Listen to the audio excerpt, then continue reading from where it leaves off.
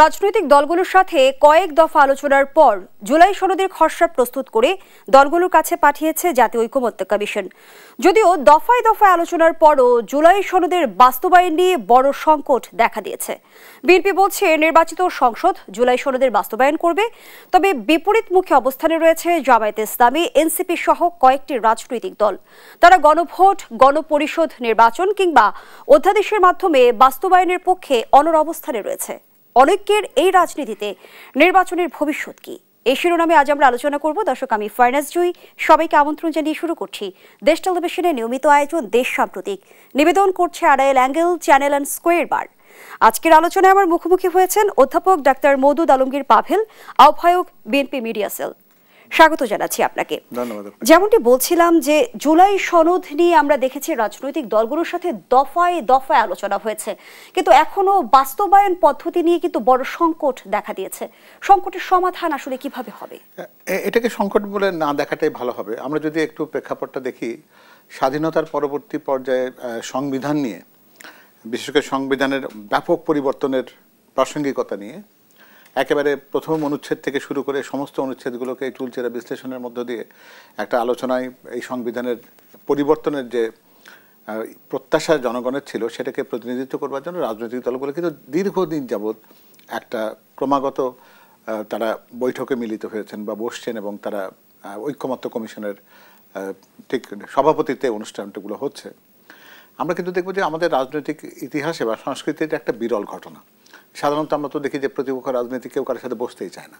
সেখানে সমস্ত রাজনৈতিক দলগুলো দেশে বর্তমানে যারা বিদ্যমান আছে তারা বসেছে, ডিবেট করছে, যেটা খুবই চমৎকার একটা জিনিস, যেখানে প্রত্যেকটা দল তাদের পক্ষে যুক্তি তুলে ধরছে একটা অনুচ্ছেদকে কেন রাখা হবে, না রাখা হবে, রাখলে কিভাবে রাখা হবে, এর বাস্তবায়ন কৌশলটাই বা কী হবে, এই নিয়ে একটা ব্যাপক আলোচনা হয়েছে। ফলে যে ডকুমেন্টটা মোটামুটি বলতে পারি আমরা, কিছু কিছু জায়গায় ভিন্ন মত থাকতেই পারে, এটা তো অস্বাভাবিক নয়, কারণ ভিন্ন মত যদি না থাকতো তাহলে আলোচনার দরকারই হতো না, তাই না? ঐকমত্য কমিশন একটা ডকুমেন্ট তৈরি করে সবাইকে পাঠিয়ে দিতে পারতো। ফলে আমার মনে হয় যে ঐকমত্য কমিশন একটা ভালো কাজ করেছেন। তারা সবাইকে নিয়ে একখানে বসিয়ে যে তৈরি করেছেন যে সনদটি, সেটা দেশের মানুষের প্রত্যাশার অনেকটাই কাছাকাছি বলবো আমি।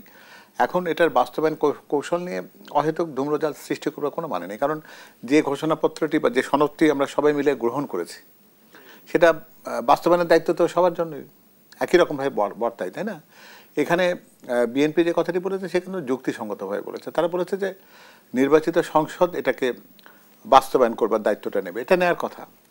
আর কিছু কিছু জিনিস আছে যেগুলোকে হয়তো একটা অধ্যাদেশের মাধ্যমে কিন্তু সেগুলোকে হয়তো বাস্তবায়ন করা যাবে, সেটাতে কোনো আপত্তি করবার কিছু নেই। যেখানে আমরা মোটামুটি অনেকগুলো কথাই জানি যে যেগুলো গৃহীত হয়েছে সর্বসম্মতভাবে, সেখানে সে প্রশ্নটি নেই। কিন্তু অন্যান্য জায়গাগুলোতে যেটা এই রাজনৈতিক দলকে আমরা সমস্ত দায়িত্ব যদি দিই, তাহলে প্রকারান্তরে হয় কি, দেশের সাধারণ মানুষের ভোটাধিকারকে কিন্তু প্রশ্নবিদ্ধ করা হয়। কারণ যারা ওখানে প্রতিনিধিত্ব করছেন তারাই যে সংসদে যাবেন, জনগণকে তারা প্রতিনিধিত্ব করছেন কিনা এই অগ্নি পরীক্ষা তো হয়নি, সেই পরীক্ষাটা তো নির্বাচন। তো নির্বাচনের মধ্য দিয়ে যারা সংসদে আসবেন তাদের জন্য তো কিছু কাজ রাখতে হবে। তা না হলে আমি যদি বলি যে না, ঐকমত্য কমিশনের মাধ্যমে যে বিষয়গুলো আমরা সনদের অংশ করে ফেলেছি সেগুলো আগেই বাস্তবায়ন হবে, তাহলে তো সংসদকে আমি ছোটো জগন্নাথ বানিয়ে ফেলবো, তাই না? সংসদকে তো কিছু দায়িত্ব তো দিতে হবে, সেখানে বিষয়গুলো নিয়ে তাদেরকে আলোচনার সুযোগ করে দিতে সমস্যাটা কোথায়? কিন্তু নির্বাচিত সংসদ যে সেগুলোর বাস্তবায়ন করবে সেই বিষয়ের আইনি ভিত্তি তো চাইছে কয়েকটি রাজনৈতিক দল। খুব ভালো কথা। এখন প্রশ্ন হচ্ছে যে রাজনৈতিক দলগুলো এই ঘোষণাপত্র বা এই সনদকে যারা বাস্তবায়নের দায়িত্ব নিচ্ছে, আমি সনদই বলি, সেটার ক্ষেত্রে তাদের যদি অনুস্বাক্ষর থাকে, তারা যদি স্বাক্ষর করেন, তাহলে এটা তো একটা নৈতিক বাধ্যবাধকতা।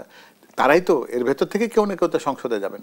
সংসদ যে 300 জন সদস্য সংসদের জন্য যারা নির্বাচিত হবেন, তারা তো সম্ভবত এই যে রাজনৈতিক দলগুলো আলোচনা করছে তাদের বাইরে তো। আপনি বলছেন এখানে নৈতিক বাধ্যবাধকতা রয়েছে, কিন্তু রাজনৈতিক দলগুলো তো আশ্বস্ত হতে পারছে না।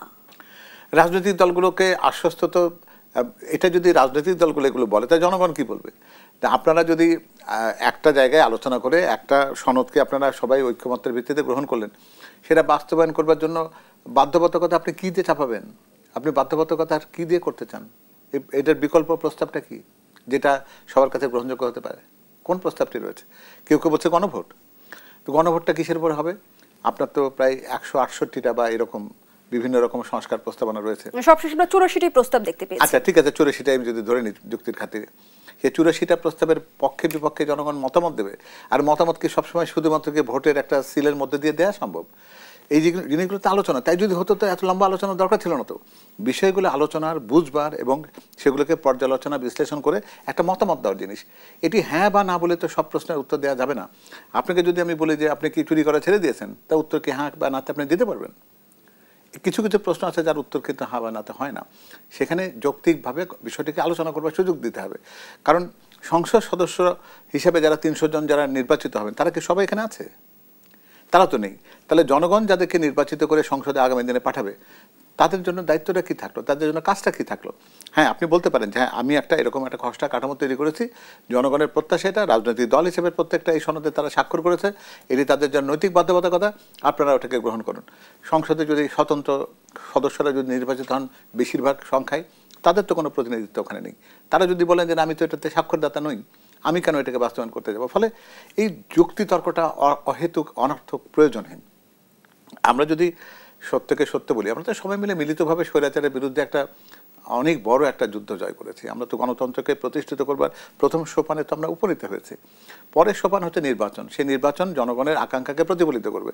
তার মাধ্যমে যে নির্বাচিত সংসদটি হবে, তাদের আলোচনার জন্য কিছু ছাড়তে সমস্যা কোথায়? কিন্তু জুলাই সনদের বাস্তবায়ন যদি আসলে রাজনৈতিক দলগুলো ঠিকই না করতে পারে, পদ্ধতি যদি নির্ধারিত না হয়, তাহলে এই জুলাই সনদ কতটা ফলপ্রসূ হবে? যেমনটি জামায়াতের নায়েবে আমির আজ বলেছেন যে জাতীয় ঐকমত্য কমিশনের সঙ্গে আমরা দফায় দফায় আলোচনায় গিয়েছি, আমরা তো আসলে চড়ুই ভাতে খেলতে যাইনি। ঠিক আছে, চড়ুই ভাতে তো কেউ খেলতে যায়নি। এখানে আমি আমার বাংলাদেশ জাতীয়তাবাদী দলের পক্ষ থেকে যদি বলি, তাহলে সবাই আপনাদের নিজেও হয়তো আপনারা লক্ষ্য করে দেখেছেন, সেখানে সবচেয়ে ব্যাপক প্রস্তুতি নিয়ে যদি কোনো রাজনৈতিক দল গিয়ে থাকে, তাহলে সেটা বিএনপি গেছে। বিএনপি প্রত্যেকটা অনুচ্ছেদ, প্রত্যেকটা দফার ব্যাপারে তাদের মতামতটা লিখিতভাবে দিয়েছে। তারা কোনটাকে গ্রহণযোগ্য সেটা বলেছে, কোনটার ক্ষেত্রে তাদের আপত্তি আছে। আপত্তি শুধু আপত্তির জন্য নয়, কি কারণে, কি যুক্তিতে আপত্তি, সেটাকেও পরিপূর্ণভাবে সন্নিবেশিত করে তারা তাদের উত্তরটা যথাযথভাবে দিয়েছে এবং সেটার উপর আলোচনা হয়েছে। ফলে এটা চড়ুই ভাতি যারা বলছেন, তাহলে এটাকে খুব বিনয়ের সাথে বলতে হয় যে তারা বোধহয় এতদিনের লম্বা আলোচনায় জনগণ যেখানে তাকিয়ে আছে যে একটা সনদ জনগণের প্রত্যাশাকে পূরণ করবে, সেটার সাথে প্রশাসন করা হবে। বিগত সময়ে বিএনপি নেতাকর্মীরা যেমনটি দাবি করেছে যে জুলাই সনদের ক্ষেত্রে তারা অনেকটা ছাড় দিয়েছে, সামনের দিনে ঐকমত্য ধরে রাখতে বিএনপি আরো ছাড় দেবে কি? নিশ্চয়ই। বিএনপি সবচেয়ে বড় ছাড়ের কথা যেটি বলেছে, সেটি হলো যে আগামী দিনে বিএনপি যদি রাষ্ট্র পরিচালনার দায়িত্ব পায়, কারণ বিএনপি ক্ষমতা শব্দটি ব্যবহার করতে চায় না, জনগণ যদি মনে করেন যে বিএনপি রাষ্ট্র পরিচালনার দায়িত্ব পাওয়ার জন্য উপযুক্ত দল, এবং সেক্ষেত্রে বিএনপি তার প্রতিশ্রুতির মধ্যে আছে যে তারা জাতীয় সরকার প্রতিষ্ঠিত করবে, যারা স্বৈরাচার বিরোধী, ফ্যাসিবাদ বিরোধী আন্দোলনে যারা সম্ভাবনা দল ছিল তাদেরকে নিয়ে। এমনকি এই কথাও বলা হয়েছে, নির্বাচনের ফলাফল যাই হোক না কেন, তারা যারা এই আন্দোলনে যারা শরিক ছিল সম্ভাবনা দল হিসেবে, তাদেরকে সেই সরকার পরিচালনার অংশীজন করবে বিএনপি। এনসিপির তরফ থেকে যেমনটি বলা হচ্ছে, নতুন সংবিধানের কোনো বিকল্প নেই, নতুন সংবিধান প্রণয়নে বাধা দিলে রাজপথে নামতে সময় লাগবে না। আমরা তো সংবিধান নতুন কিংবা পুরাতন সেই যুক্তি চাইতে বড় জিনিস হলো কি যে নতুন সংবিধান বলতে আমি কি বুঝছি। নতুন সংবিধান বলতে গেলে একটা দেশের নতুন সংবিধান কখন হয়? একটা দেশ যখন নতুন গঠিত হয় কোনো একটা প্রক্রিয়ার ভেতর দিয়ে, তখন সেই দেশের একটা সংবিধানের প্রয়োজন হয়। যেমন আমাদেরও কিন্তু ঠিক ৭২-এর সংবিধান যেটা বলছি, সেটাও কিন্তু গৃহীত হতে সময় লেগেছে। ফলে আমরা কিন্তু 1971 সালে 16 ডিসেম্বর স্বাধীন হওয়ার পরপরই কিন্তু কোনো সংবিধান পাইনি। সংবিধান প্রস্তুতির একটা সময় ছিল, সেই সময় সংবিধান প্রণীত হয়েছে। এখানে যে আলোচনাটা হচ্ছে সেটা কিন্তু বিদ্যমান সংসদের অনুচ্ছেদ দফাওয়ারি কিন্তু আলোচনা হচ্ছে। আপনি যদি আলোচনার সেই ভিত্তিভূমিগুলোকে দেখেন, সেখানে পরিষ্কারভাবে কিন্তু প্রত্যেকটা অনুচ্ছেদ ভিত্তিক আলোচনা হচ্ছে যে এই অনুচ্ছেদের পরিবর্তন দরকার, এটা থাকতে পারে, অথবা এটাকে এভাবে পরিবর্তন করা দরকার। যেখানে আমি বিগত সংবিধানের প্রত্যেকটা অনুচ্ছেদ নিয়ে আলোচনা করছে এবং সেই আলোচনাতে এনসিপি তো অংশগ্রহণ করেছে। সুতরাং তারা তো ওই জায়গাতে মতামত দিয়েছে এবং সেই জায়গাতে তাদের ওই সনদের যে জায়গাগুলোতে তাদের ঐক্যমত আছে বা তাদের নোট অফ ডিসেন্ট আছে, তারা সেটাও তো লিপিবদ্ধ করেছে। এতদিন পরে সাথে এই কথা বললে তো মনে হয় যে তারা একটা অনেক কিছুর পরে হঠাৎ করে নতুন একটা শব্দকে প্রতিষ্ঠিত করতে চাইছে। গতকাল আমরা দেখলাম যে প্রধান উপদেষ্টার বিরুদ্ধে সরাসরি অভিযোগ করলেন এনসিপি নেতা হাসনাত আব্দুল্লাহ। তিনি বললেন, অভ্যুত্থানের পর যাকে রাষ্ট্রপ্রধান বানানো হয়েছে সে লন্ডনে গিয়ে সিজদা দিয়ে এসেছে। আসলেই কেমন কোন ধরনের সমঝোতা হয়েছে? আসলে রাষ্ট্রপ্রধান আমাদের সরকার প্রধান হবে, এটা ডক্টর ইউনূসের কথাই বলতে চাইছেন। তো ডক্টর ইউনূস কিন্তু খুব বিনয়ের সাথে প্রথম দিনই বলেছেন যে তার নিয়োগকর্তা কারা। তো যারা তার নিয়োগকর্তা তারা নিশ্চয়ই কোনো ব্যক্তিকে এই দায়িত্বের কাছে আনেননি সরকার প্রধান হিসেবে যার যোগ্যতা তাদের কাছে প্রশ্নাতীতভাবে প্রমাণিত হয়নি।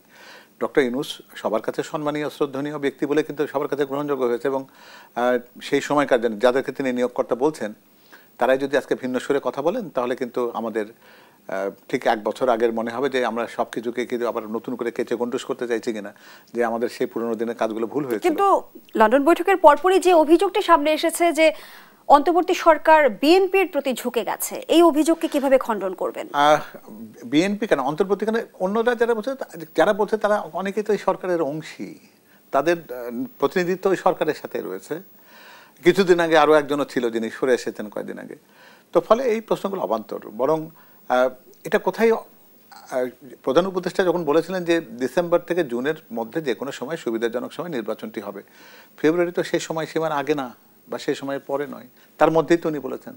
তো সেখানে আমরা কেন এরকম একটা মোটামুটি অগ্রহণযোগ্য একটা সভ্যতা বর্জিত একটা শব্দকে ব্যবহার করছি, যেটা একটা সত্যিকার অর্থে একজন বিজ্ঞজনের কাছে সর্বজন গ্রহণযোগ্য ব্যক্তির সাথে যায় না, বেমানান হয়, এটা বলে বোধহয় নিজেদেরকে আমরা আর ছোট করবো না, এই কথা বোধহয় বলা ঠিক হবে না। কারণ ডক্টর ইউনূস সরকার প্রধান হিসেবে ওখানে নতুন কোনো কথা তো বলেননি। তিনি বলেছিলেন যে সময়সীমার মধ্যে, সেই জায়গাতে উনি তার সাথে এটাও বলেছেন যে যদি, এবং অনেকগুলো কথা বলেছেন যে সংস্কার এবং অন্যান্য যে সমস্ত অত্যাবশ্যকীয় যেগুলো কাজ আছে সরকারের সাথে বিচার, সেগুলোর যদি উল্লেখযোগ্য সন্তোষজনক অগ্রগতি হয় তাহলে তিনি এই সময়টাকে নির্ধারণ করবেন। তার কাছে মনে হয়েছে যে এই দুটি কাজ হয়েছে, সুতরাং এটা তো কোনো একটা অস্বাভাবিক কোনো ঘটনা ঘটেনি যে বিএনপি তো দাবি করেছিল ডিসেম্বরে নির্বাচন চাই। বিএনপির কথা কি শুনেছেন প্রধান উপদেষ্টা? শুনলে তো, এমনকি সেনাবাহিনীর প্রধানত ডিসেম্বরে নির্বাচন চেয়েছিলেন। তো তাহলে বিএনপির কথা রাখা হলো কোথায়? বিএনপি চেয়েছিল ডিসেম্বরে, নির্বাচন তো ডিসেম্বরে হচ্ছে না।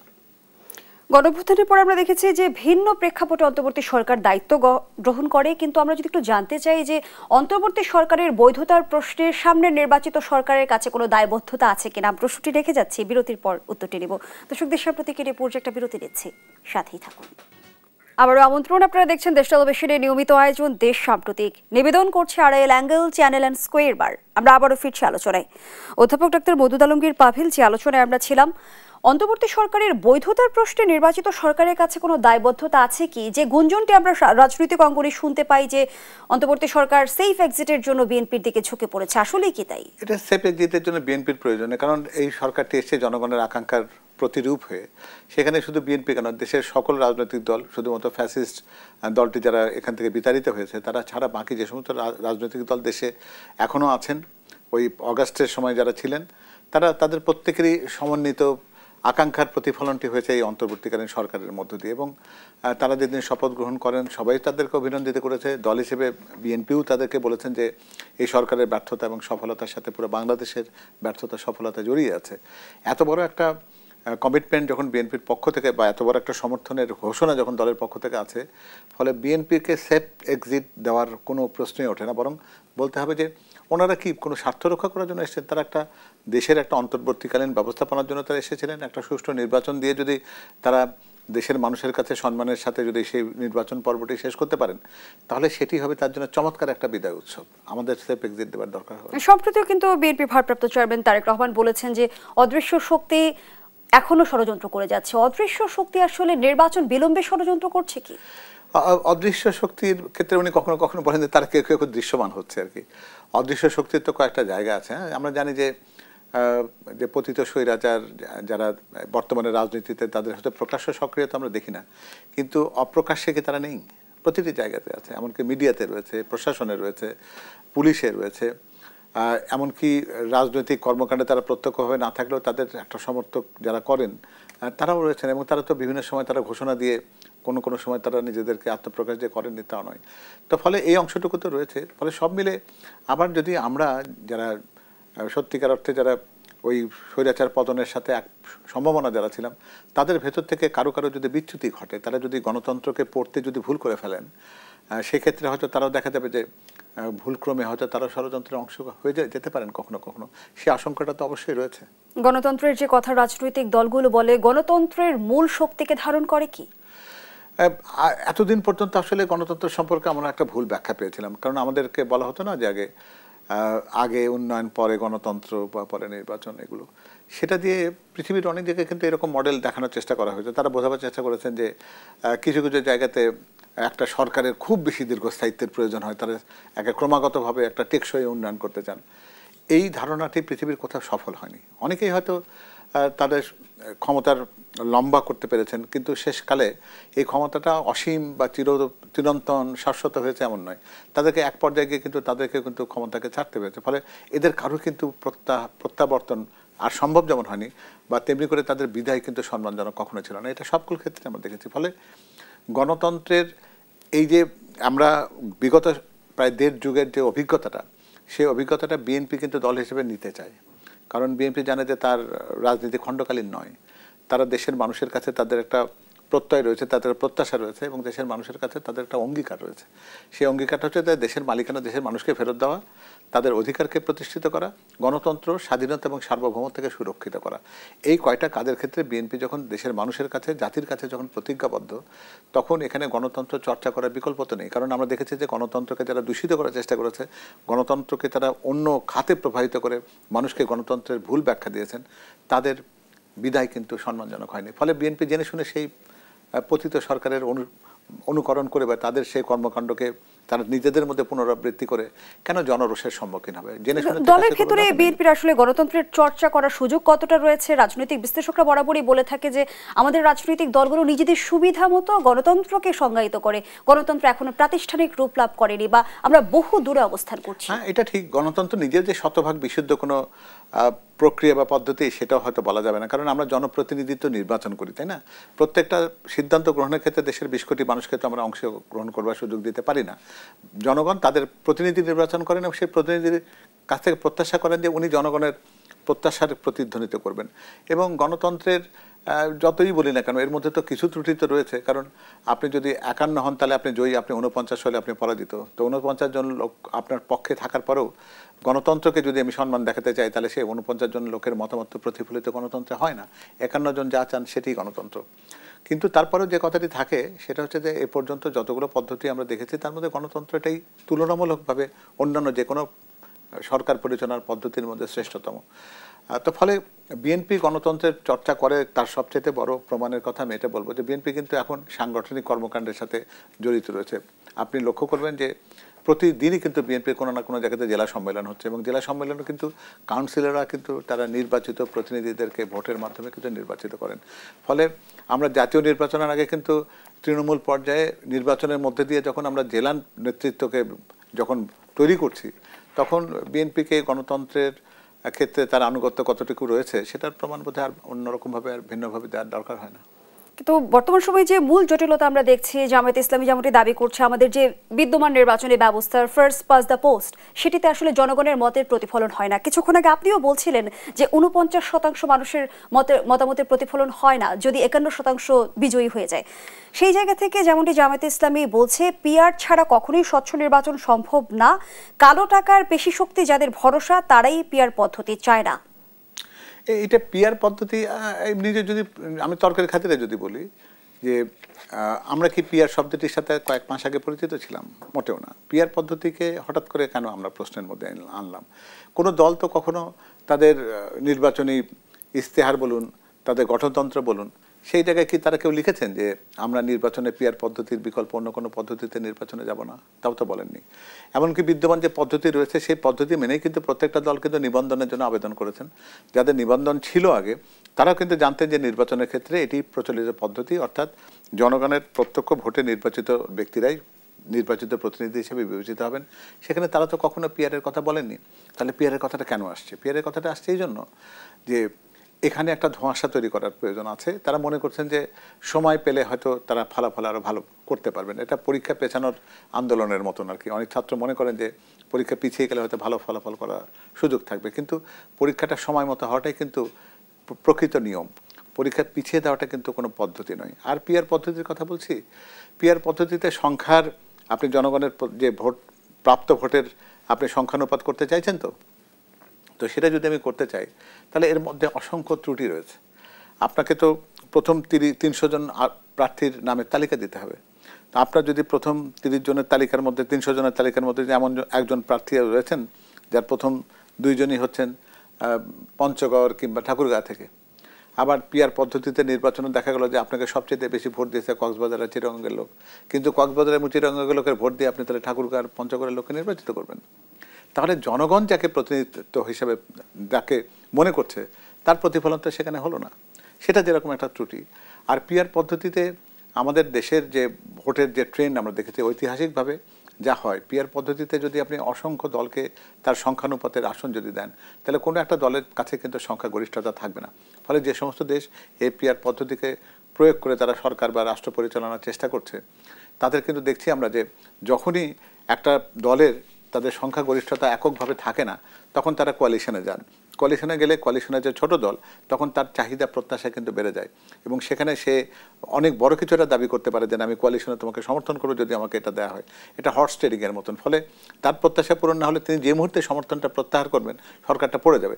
প্রতিনিয়ত একটা দুর্বল সরকার। বাংলাদেশের এই 18 বছরে যে অর্থনৈতিক ক্ষতি হয়েছে, প্রশাসনিক ক্ষতি হয়েছে, যেগুলো আমরা আইন বা বিচার ব্যবস্থার ক্ষতি হয়েছে, এগুলোকে মেরামত করার জন্য একটা স্থিতিশীলতা দরকার। প্রতিনিয়ত একটা সরকার যদি অনিশ্চিত থাকে, তাহলে কোনো প্রশাসন, কোনো আইন, কোনো বিচার ব্যবস্থা সেই সরকারকে তো সমর্থন করতে চাইবে না।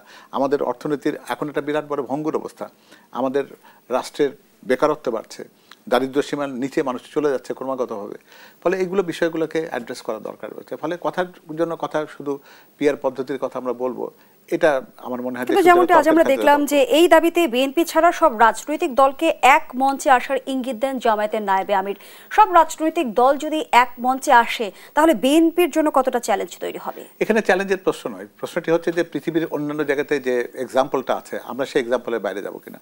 এমনকি যারা এই ঐক্যমত্য কমিশনে যারা কাজ করেন, তারা কিন্তু দেখবেন যে এই সনদের কথা কিন্তু তারা পিআরের কথা লেখেননি। তার কারণ তারা নিজে খুব ভালো করে জানেন যে বিশ্বের যে জায়গাগুলোতে গণতন্ত্রের চর্চা আছে। কারণ আমরা তো দেখি যে একজন সংসদ সদস্য যখন তিনি সংসদে দাঁড়িয়ে কথা বলেন, তখন কিন্তু উনি বলেন যে আমি অমুক এলাকার জনগণের পক্ষ থেকে সংসদে কথাগুলো বলতে চাই। আমার এলাকাতে স্কুল নেই, আমার এলাকায় একটা ব্রিজ বানানো দরকার, আমার এলাকাতে রাস্তা তৈরি করা দরকার, রেল স্টেশন তৈরি করা দরকার। এই কথাগুলো যারা বলেন তারা কিন্তু একটা এলাকা, একটা নির্বাচনী এলাকাকে প্রতিনিধিত্ব করেন বলে কিন্তু সেটা বলেন। সেটা এই গণতান্ত্রিক প্রক্রিয়া যেটা যে জায়গাগুলোতে আমরা যে সংসদীয় গণতান্ত্রিক ব্যবস্থা রয়েছে, ভারত বলি, আমরা যুক্তরাষ্ট্র বলি, যুক্তরাজ্য বলি, সবগুলো জায়গাতে কিন্তু একটা অঞ্চলের প্রতিনিধি কিন্তু নির্বাচিত প্রতিনিধি হিসেবে কিন্তু সংসদে আসেন। আপনি 300 জনকে নির্বাচিত করলেন, তারা কেউ কোনো এলাকাকে প্রতিনিধিত্ব করে না, শুধুমাত্র আইন প্রণেতা হিসেবে থাকবেন। এটা কি আমরা বাস্তব জীবনে কি এটা প্র্যাকটিস হতে দেখছি? আমাদের দেশে যতগুলো গ্রামীণ উন্নয়ন, অবকাঠামোগত যেগুলো উন্নয়ন হয়েছে, সেগুলো কিন্তু এই সংসদ সদস্যরা তাদের এলাকার জন্য মানুষের প্রত্যাশার কথা সংসদে বলে দাবি আদায় করে সে উন্নয়নগুলো ঘটিয়েছেন। কিন্তু পিআর পদ্ধতিতে কোনো সংসদ সদস্যের সুনির্দিষ্ট কোনো নির্বাচনী এলাকা তো থাকবে না। যদি সেটা না থাকে, তাহলে আপনি কি করে এই পিআর পদ্ধতিতে নির্বাচিত সংসদ সদস্যদের কাছ থেকে আপনি সুবিধা পাবেন? আমার মনে হয় যে এই আলোচনাটা আমরা যত কম করি তত ভালো, কারণ এটি একটা অর্থহীন আলোচনা। এই আলোচনার মধ্য দিয়ে নির্বাচন বা গণতান্ত্রিক প্রক্রিয়াটাকে ব্যাহত করবার জন্য একটা ষড়যন্ত্রের অংশ হিসেবে এগুলো কাজ করা হচ্ছে। যারা করছেন তারা নিজেরাও জানেন। তাদেরকে যদি আমরা সামনাসামনি তর্কের খাতিরে বলি যে এই বিষয়গুলোকে ব্যাখ্যা দিন, আমি নিশ্চিত তাদের কাছে এগুলোর কোনো সদুত্তর নেই এবং তারা নিজেরাও পিআর পদ্ধতিতে কি, আমি খুব জোর গলায় বলতে পারি, তাদের ভেতরে 99% মানুষের পিআর পদ্ধতি সম্পর্কে তাদের নিজেদের কোনো ধারণাই নেই। কিন্তু ইতিমধ্যে জামায়াত পিআর পদ্ধতিতে নির্বাচনের দাবিতে কিন্তু আন্দোলনের ঘোষণা দিয়েছে। সম্প্রতি তারা সমাবেশও করেছে। পিআর পদ্ধতির এই দাবি নির্বাচনী সমীকরণকে জটিল করে তুলবে কিনা সেই প্রশ্নটি রেখে যাচ্ছে। আবারও বিরতির সময় হয়েছে। দর্শক, দেশ সাম্প্রতিক রিপোর্টে আবারও বিরতিতে যাচ্ছি, সাথেই থাকুন। আবারও আমন্ত্রণ, দেখছেন দেশ সাম্প্রতিক। আমরা আবারও ফিরছি আলোচনায়। অধ্যাপক ডক্টর মওদুদ আলমগীর পাভিল, যে আলোচনায় আমরা ছিলাম, ভোটের আগে পিআর পদ্ধতি নির্বাচনের দাবি নির্বাচনী সমীকরণ পাল্টে দিবে কিনা। যেমনটি জামায়াত নেতা তাহের বলেছেন, ভোটের আগে সংস্কার ও পিআর পদ্ধতি মানতে বাধ্য করা হবে। আচ্ছা, আমরা বাধ্য কাকে করছি, কে কাকে বলছি, এই কথাগুলো ঠিক বর্তমানের প্রেক্ষাপটে তো খুব, আমি মনে করি না যে খুব প্রযোজ্য এগুলো বাক্যবিন্যাস। কারণ এই সরকারকে তো আমরাই প্রতিষ্ঠিত করেছি, আন্দোলনটা কার বিরুদ্ধে করব? এই সরকার তো কোনো সিদ্ধান্ত দিচ্ছে না। এই সরকার যে আলোচনাটা করছে, তারা কিন্তু ঐক্যমত্য কমিশনে বসে থেকে আলোচনা করছেন। ফলে ওনাদের যদি কোনো বক্তব্য থেকে থাকতো, তাহলে সেটা ওইখানে কিন্তু নিশ্চিত এটার ফয়সালা করে নেওয়া উচিত ছিল। ওইখানে আলোচনার জায়গাকে শেষ করে দিয়েছে, নতুন করে একটা ইস্যু তোলার মধ্যে দিয়ে জনগণের সাথে কিন্তু আমি মনে করি এক ধরনের মশকরা করা হচ্ছে। এই পিআর পদ্ধতি নিয়ে এত কথা হয়। পিআর পদ্ধতিতে আমি দুটো কথা বলি। আপনি আপনার সংবিধানে যদি এটা মানেন যে প্রত্যেকটা মানুষের অধিকার সমান, তাহলে একজন ব্যক্তি যদি বলেন যে আমি কোনো রাজনৈতিক দল করি না, আমি স্বতন্ত্র সদস্য হিসাবে সংসদে নির্বাচন করতে চাই, পিয়ার পদ্ধতি তার জন্য কী ব্যবস্থা রেখেছে? পিয়ার পদ্ধতিতে আপনাকে তো প্রতীক দেবেন, প্রতীকে ভোট দিতে হবে। আর প্রতীকে ভোট যদি দিতে হয় তাহলে কোনো সংসদ সদস্যরা, আর একটা বিষয় আমরা কিন্তু এখানে আমি যদি একটু আপনাকে দৃষ্টিগোচর করবার চেষ্টা করি, আপনি দেখবেন যে বর্তমানে আমাদের যে গ্রামীণ অঞ্চলে যে সমস্ত সংসদীয় আসন সেগুলো কিন্তু সংকুচিত হচ্ছে, কমে যাচ্ছে। বরগুনার মতো একটা জেলাতে সংসদীয় আসন মাত্র 2টো, সেখানকার একটা সংসদীয় আসন ওখান থেকে কমে গেছে। কোথায় গেছে? কোনো মহানগরীতে গেছে। তার মানে কি, ভোটের কনসেন্ট্রেশন, ভোটারের কনসেন্ট্রেশন আধিক্যটা এখন হচ্ছে নগর কেন্দ্রিক। তাহলে আপনি যদি পিয়ার পদ্ধতিতে যান তাহলে আপনার তো বেশি ভোট দরকার, তাহলে আপনি ভোটের প্রচারণা চালাবেন শুধুমাত্র নগরে, কারণ নগরের এলাকাটা অল্প, এখানে ভালো করে প্রচার চালাতে পারবেন। এবং যেহেতু গ্রামের নির্বাচনী এলাকার সংখ্যা কম এবং বিস্তীর্ণ এলাকা, আপনি গ্রামে যাবেনই না। কারণ পরীক্ষাতে আপনি প্রশ্নের কোনটার উত্তর দেবেন, যেটার উত্তর সহজ আপনার কাছে মনে হবে সেটাতে আপনি লিখবেন, যে উত্তরটা কমন সেটাই লিখবেন। তো এইরকম পিয়ার পদ্ধতিতে আপনার নির্বাচনের প্রচারণার ক্ষেত্রটি হবে মহানগর। এটা হয়তো অনেকে চিন্তা করছে না, এটা হচ্ছে প্রচারণা। আমাদের দেশের গ্রামের যে সাধারণ মানুষ আছে তাদের সাথে এটা হবে একটা প্রহসন। নির্বাচনের সময় দেখা যাবে যে তারা হচ্ছেন গৌণ, শহর কেন্দ্রিক লোকজনকে মুখ্য করা হবে যদি আমরা পিয়ার পদ্ধতির ভেতরে যাই। এবং পিয়ার পদ্ধতিতে কী হবে, আপনি কোনো প্রার্থীকে নয়, আপনি একটা দলকে ভোট দেবেন। তাহলে সেই দল যখন তার প্রার্থীকে নির্বাচন করবে তখন আপনার যে মনোনয়ন বাণিজ্যের কথা বলেন সেটির জন্য একটা উন্মুক্ত বাজার আপনি করে দিচ্ছেন। অর্থাৎ একটা দলের কাছে যে কয়টা আসন আছে তারা সেই প্রার্থীর কাছে সেটাকে বিক্রি করবে কি করবে না সেই সুযোগটা আপনি রাখেন। জনগণের এখানে তো সেই মানুষকে নির্বাচন করার কোনো অধিকার তো থাকলো না। আপনি তার কাছ থেকে সেই অধিকারটা কিনে নিলেন, নিজের কাছে কক্ষিগত করলেন এবং সেটাকে বিক্রয়যোগ্য একটা পণ্যে পরিণত করেন। ফলে পিয়ার পদ্ধতি নিয়ে যারা কথা বলেন তারা এই পিয়ার পদ্ধতির মধ্যে দিয়ে জনগণের সমস্ত অধিকারকে, এই রাষ্ট্রের মালিকানা যে জনগণের কাছে আছে, গ্রামের মানুষ যারা প্রান্তিক জনগোষ্ঠী, যাদের উন্নয়ন সুষম নয়, যারা উন্নয়নের ক্ষেত্রে অগ্রাধিকার পাওয়ার যোগ্য, তাদেরকে আপনি বঞ্চিত করছেন। স্বতন্ত্র একজন সদস্যকে নির্বাচনের পথে প্রতিবন্ধকতা সৃষ্টি করছেন। শুধুমাত্র প্রতীকের নির্বাচনের ব্যবস্থা রেখে আপনি একটা মনোনয়ন বাণিজ্যের পথ তৈরি করছেন। ফলে এই সমস্ত কথা যারা বলেন পিয়ার পদ্ধতির, তাদেরকে এই প্রশ্নগুলোর উত্তর জনগণের কাছে দিতে হবে, তারপরে ওনারা বলবেন। শুধুমাত্র কতগুলো চাটুক একটা কোনো একটা কথা বলার জন্য কথা বলবেন পিয়ার, এই কথাটি কিন্তু জনগণের কাছে গ্রহণযোগ্য হবে না। এবং এটা বলতে গেলে শুধুমাত্র একটা ধোঁয়াশা তৈরি করার চেষ্টা, যাতে করে আমরা নির্বাচনের প্রক্রিয়াটাকে নষ্ট। এই ধোঁয়াশার উদ্দেশ্য আসলে কি? আমরা তো এমন আলোচনাও শুনছি যে কোনো রাজনৈতিক দল বিভিন্ন ইস্যু তৈরি করে আসন ভাগাভাগির সেই সমীকরণে বিএনপিকে চাপে ফেলার চেষ্টা করছে, এমন কোনো নেগোসিয়েশন চলছে কি? এটা রাজনীতিতে ওই যে বলেন একটা বিচ্ছিরি কথা আছে যে রাজনীতিতে শেষ কথা বলে কিছু নেই। হয়তো সেই জায়গাতে যেতে চাইছেন, হয়তো বাজারে এমন একটা জিনিস তৈরি করার চেষ্টা করছেন যে আমার সাথে আলোচনা যদি না আসো তাহলে আমার পিয়ার করে চিৎকার করতে থাকবো। আমার মনে হয় না যে এটি কোনো একটা খুব একটা শুভ চেষ্টা। এই প্রচেষ্টাকে পরিত্যাগ করা উচিত। একজন দলের বা একজন ব্যক্তি পর্যায়ে যারা দলকে পরিচালনা করেন তারা তো মানুষ, দল তো আর নিজে কোনো অস্তিত্ব নয়, মানুষই তো দলকে পরিচালনা করেন। ফলে তাদের নিজেদের যোগ্যতা, তাদের নিজেদের দলের জনপ্রিয়তা, সেটি যাচাই করার যে প্রচলিত পদ্ধতি বিশ্বব্যাপী সবার কাছে গ্রহণযোগ্য, সেটাতেই তারা থাকুন। আর নির্বাচনের ক্ষেত্রে জোটের ব্যাপারটি যদি থাকে, আমার তো মনে হয় যে এই প্রসঙ্গটা অন্তত বিএনপির জন্য খুব বেশি প্রাসঙ্গিক এই কারণে নয়। বিএনপি তো বলেছে যে নির্বাচনের ফলাফল যেটাই হোক না কেন তারা দেশ পরিচালনা করতে চায় একটা জাতীয় সরকার গঠন করে। তো ফলে সরকারের অংশ হওয়ার জন্য কাউকে তো নির্বাচনের ফলাফলের জন্য অপেক্ষা করবার দরকার নেই, সেটা ফলাফল যেটাই হোক। কিন্তু নির্বাচনের আগে জামায়াত কিংবা বিএনপি শিবিরে ভেড়ার কোনো সম্ভাবনা দেখেন কি? আমি যদি ঐতিহাসিকভাবে দেখি এই সম্ভাবনায় অসম্ভব এটা তো হয়তো বলা যাবে না, কিন্তু আমার মনে হয় যে এই মুহূর্তে সেটা না করাই ভালো। কারণ সবাই যদি সরকার হতে চায় তাহলে আমাদের দেশে তো একটা শক্তিশালী বিরোধী দলেরও তো প্রয়োজন রয়েছে। ফলে বিরোধী দলে কারা থাকবেন, সরকারের ভুল ত্রুটিকে শুধরে দেওয়ার জন্য তো তাদেরও থাকা দরকার। তবে আমরা ঐতিহাসিকভাবে দেখেছি যে জামায়াতে ইসলাম যখনই বিএনপির সাথে জোটবদ্ধ হয়েছে তখনই তাদের নির্বাচনের ফলাফলটা ভালো হয়েছে। আর তারা যখন একক নির্বাচন করতে গেছেন তখন তাদের আসন সংখ্যা খুবই 2-3-এ নেমে এসেছে। এমনকি এমনও আমরা দেখেছি যে কোনো সময় বিগত 18 সালের নির্বাচনে তো জামায়াতকে বিএনপির প্রতীক ধার নিতে হয়েছে, কোনো জায়গাতে তাদের প্রতিনিধিরা তো সেই প্রতীক নিয়ে নির্বাচন করেছেন। ফলে ঐতিহাসিক একটা এরকম উদাহরণ হয়তো আছে, কিন্তু আমার মনে হয় যে এটা ব্যক্তিগত অভিমত আমার, কারণ রাজনীতির সেই সমীকরণটা কোথায় গিয়ে দাঁড়াবে শেষে সেটা তো বলা এখনই মুশকিল, আগাম বলা যাবে না। তবে প্রত্যেকেরই প্রস্তুতি থাকা দরকার। আমি নির্বাচনে ভালো করার চেষ্টা করব, সংখ্যাগরিষ্ঠতা যিনি পাবেন তিনি যাবেন সরকারে, তার দ্বিতীয় অবস্থানে যারা থাকবেন তারা বিরোধী দলে থাকবেন।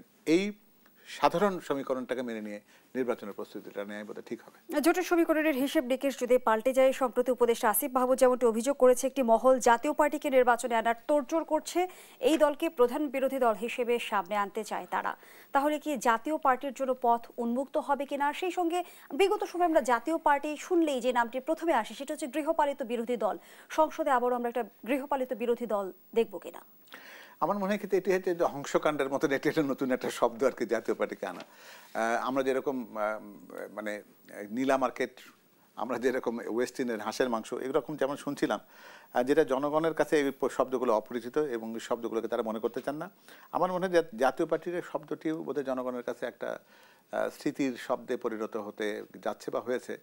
এই স্মৃতিকে নতুন করে জাগরুক করবার চেষ্টা যদি কেউ না করেন তাহলে সেটাই ভালো হবে। কারণ আমরা বাংলাদেশের রাজনীতিতে যতগুলো দূষিত উপকরণ সংযুক্ত হতে দেখেছি সেটা সবসময় এই জাতীয় পার্টির মাধ্যমে এসেছে। গৃহপালিত বিরোধী দলের মতন একটা ন্যাক্কারজনক, একটি অসৌজন্যমূলক শব্দকে তারা নিজেদের পালকে সংযোজিত করে তারা সংসদে প্রতিনিধিত্ব করেছেন, মন্ত্রিত্ব নিয়েছেন, গণতন্ত্রকে একেবারে কদর্যময় করে তুলেছেন। যেখানে গণতন্ত্রের সংজ্ঞায় বিরোধী দলের কাজ ছিল সরকারকে সমালোচনা করা তার গঠনমূলক কাজে, সেখানে তারা সরকারের অংশীদারি শুধু হননি, নির্লজ্জভাবে সেই সরকারের তাবেদারি তাদেরকে করতে দেখেছে। ফলে আমার মনে হয় যে এই আলোচনায় আমরা তাদের নিয়ে যত কম কথা বলবো ততই ভালো। জাতীয় পার্টি আমাদের রাজনীতিতে একটা অতীত শব্দ, আমরা তাকে ইতিমধ্যে কবরস্থ করে হয়েছে বলে জনগণ ধারণা করে। তাকে যদি কেউ কবর থেকে টেনে তোলার চেষ্টা করেন তাহলে মনে হবে যে এটা খুব সদ ইচ্ছা নিয়ে করা হচ্ছে না।